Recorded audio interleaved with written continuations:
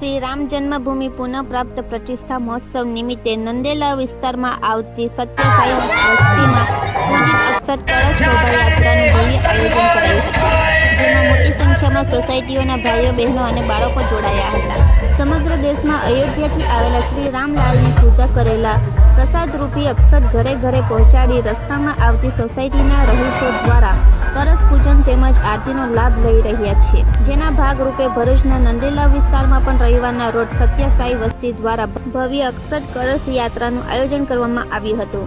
આ પૂજિત અક્ષત કળશ યાત્રા ભરૂચના લિંક રોડ પર આવેલા સંકટમોચક હનુમાન મંદિર, alpha society, Nilkanth society, Mayur park, Mangalam society, Balaji society, Raghavnagar, Amidhara society, Ashray society, Jagannath મંદિર, ચામુંડા સોસાયટી, આશીર્વાદ પાર્ક, નીલમનગર, જવાહરનગર, દિશા સોસાયટીમાં સમાપન કરાયું હતું. આ અક્ષત કળશ યાત્રામાં વિસ્તારમાં આવેલી વિવિધ સોસાયટીઓના પ્રમુખો, મહિલા મંડળો, ગણેશ મંડળો સહિત ભાવિક ભક્તો ડીજેના તાલે યાત્રાનું ભવ્ય સ્વાગત કરીને માથે અક્ષત કળશ મૂકીને ઝૂમ્યા હતા, જ્યારે નાના બાળકો ભગવાન રામ, સીતા અને લક્ષ્મણ બન્યા હતા. આ યાત્રા દરમિયાન સમગ્ર વાતાવરણમાં ભક્તિ અને રામમય બની રામના નારાઓથી ગૂંજી ઉઠ્યું હતું.